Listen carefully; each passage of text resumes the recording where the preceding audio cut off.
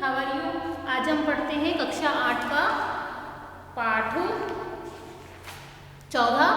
पाठ का नाम है परीक्षा, जो कि एक कहानी है पेज संख्या 77 यानी 77 पर। देखिए पाठ परिचय। प्रस्तुत कहानी में प्रेमचंद ने बताया कि कोई व्यक्ति सहृदय, कर्तव्यनिष्ठ, सहनशीलता जिसमें वो ईमानदार हो, ईश्वर भक्त हो तथा योग्य स्वभाव से होता तो दिखावे मतलब होना चाहिए, उसमें दिखावा नहीं होना चाहिए। प्रेमचंद जी ने इसके बारे में लिखा है, इस कहानी को लिखा प्रेमचंद जी ने। और दिखावा तो स्पष्ट दिख जाता है, किंतु जिसके स्वभाव में ये गुण होते हैं उसे किसी दिखावे की आवश्यकता नहीं होती। यानी कि कर्तव्यनिष्ठ, ईश्वर भक्त, सहृदय और दयालु, ये सब योग्यताएं उसमें होनी चाहिए। उसके बारे में पाठ की रचना की है कि प्रेमचंद जी ने तो कहानी के रूप में की है कि व्यक्ति में कैसे कैसे गुण होने चाहिए, किस प्रकार उसकी योग्यता की परख की जाती है। तो ये सब पाठ के अंदर समाहित है। अब देखिए आप पहले शब्दार्थ। रियासत एक छोटा सा राज्य, मुल्क, देश, उबारना, बचा लेना, नेकनामी, इज्जत, प्रतिष्ठा, दाग लगना, कलंक लगना, उषा, प्रातःकाल, सर्वप्रथम सूर्य की दिखने वाली लाली, अंततः अंत में नाक में दम करना, खूब तंग होना, सादगी पर लिखा हुआ, सादगी से रहने वाला। यानी कि खूब तंग कर देता है ना कोई, नाक में दम हो जाता है, कहता नाक में दम कर दिया तो बहुत परेशान कर दिया, तो सादगी पर लिखा हुआ, सादगी से रहने वाला। निराली, अनोखी, पथिक, राही, आने जाने वाला नहीं, रास्ते में आने जाने वाला, राही है ना रास्ता। बच्चों के पद से हटा देना। सनद, प्रमाण पत्र, दीवान, प्रबंधक, मंत्री। अब देखिए पाठ। जब रियासत देवगढ़ के दीवान सरदार सुजान सिंह बूढ़े हुए तो उन्हें परमात्मा की याद आई। उन्होंने जाकर महाराज से विनय की, दीनबंधु, दास ने श्रीमान की सेवा 40 साल तक की है, अब मेरी अवस्था भी ढल गई है और राजकाज संभालने की शक्ति नहीं रही है। कहीं भूल चूक हो जाए तो बुढ़ापे में दाग लग जाएगा और सारी जिंदगी की नेकनामी मिट्टी में मिल जाएगी। तो राजा साहब अपने अनुभवशील, नीति कुशल दीवान का बहुत आदर करते थे।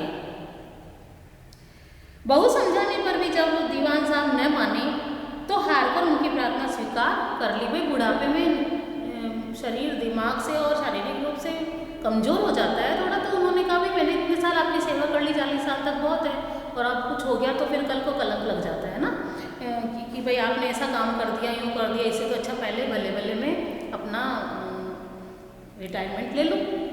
तो इस तरह से उन्होंने उनकी प्रार्थना स्वीकार कर ली, लेकिन शर्त रख दी।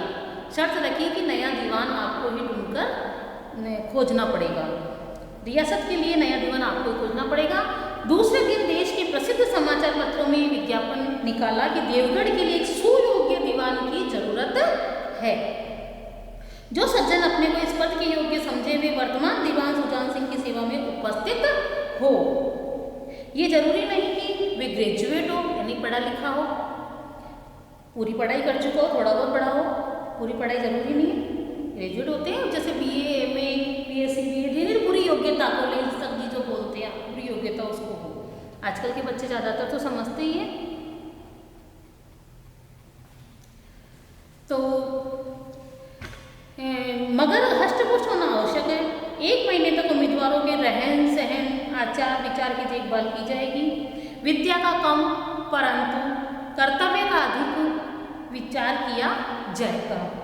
जो महाशय इस परीक्षा में सफल होंगे वे ही उच्च पद पर सुशोभित होंगे। इस विज्ञापन ने सारे मुल्क में तहलका मचा दिया। ऐसा ऊंचा पद और किसी प्रकार की खेद नहीं, केवल नसीब का खेल है। पेज संख्या 78 पर देखिए 78। सैकड़ों आदमी अपना अपना भाग्य परखने के लिए चल पड़े। उसमें न तो कोई जाति का कुछ था भेदभाव कि भाई आप पंडित जा सकता है, मौलवी नहीं जा सकता, कोई भी जा सकते हैं। पढ़ा लिखा भी ज़्यादा ज़रूरत नहीं थी पढ़े लिखे की, थोड़ा बहुत हो तो चलेगा। कर्तव्यनिष्ठ हो, सहृदय नहीं, जिसमें दया हो, ममता हो, है ना, ईमानदारी हो, ईश्वर भक्त हो, ऐसा व्यक्ति चाहिए था उन्हें। तो देवगढ़ में नए नए रंग बिरंगे मनुष्य दिखाई देने लगे। यानी कि भांति भांति की जाति के लोग आए तो भांति उनका पहनावा भी अलग अलग था, तो रंग बिरंगे लोग दिखने लगे। प्रत्येक रेलगाड़ी से उम्मीदवारों का एक मेला सा उतरता। कोई जब पंजाब से चला आता तो कोई मद्रास से, कोई नए फैशन का प्रेमी, कोई पुरानी सादगी पर मिटा हुआ।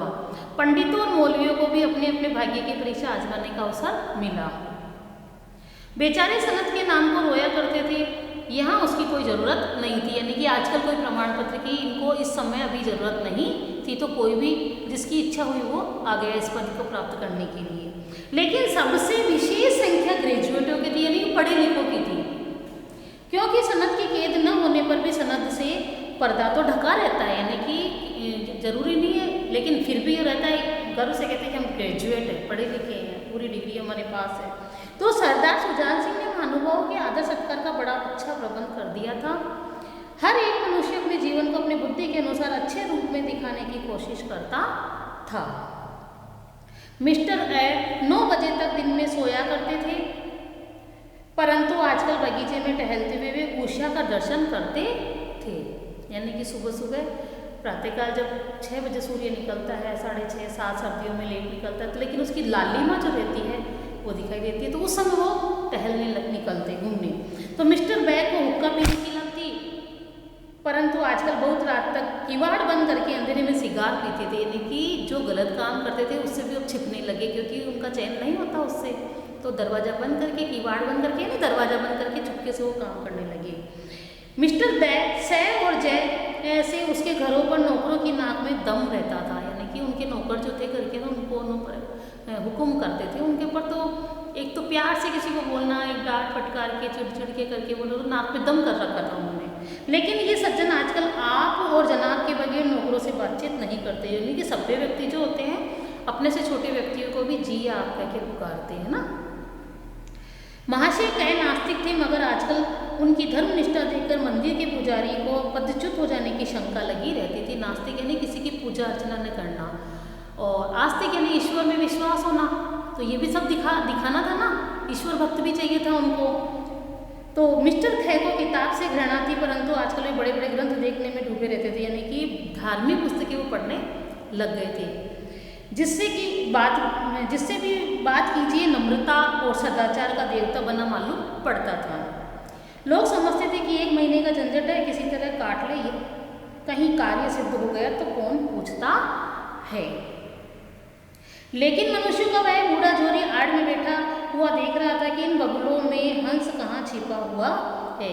तो बगुले और हंस दोनों ही सफ़ेद होते हैं, लेकिन वो देख रहा था कि हंस कहाँ छिपा हुआ है। यानी कि सभी दिखावा कर रहे थे ना उस समय। तो आपस में एक दिन नए फैशन वालों को सूझे कि हॉकी का खेल हो जाए। जो भी नए बच्चे हैं ना आजकल के, तो नए नए गेम चालू होते हैं, तो उनको भी जो नवयुवक थे, हष्टपुष्ट थे, तो उनको ये सब गेम हॉकी का खेल खेलने की सूझी। यह प्रस्ताव हॉकी के मजे हुए खिलाड़ियों ने पेश किया, क्योंकि जिसको जो आता है वो उसी के लिए तो कहेगा। तो जो इसमें माहिर थे, उनको इस गेम को खेलने का पूरा उनमें योग्यता थी, हुनर था, तो वो उन्होंने कहा कि हम हॉकी खेलते हैं। तो यह भी आखिर एक विद्या है, इसे क्यों छिपा कर रखो। ठीक है बच्चों, आज हम इतना ही पढ़ते हैं, आगे का हम अगले भाग में पढ़ेंगे। वीडियो ज़्यादा लंबा हो जाएगा। Thank you.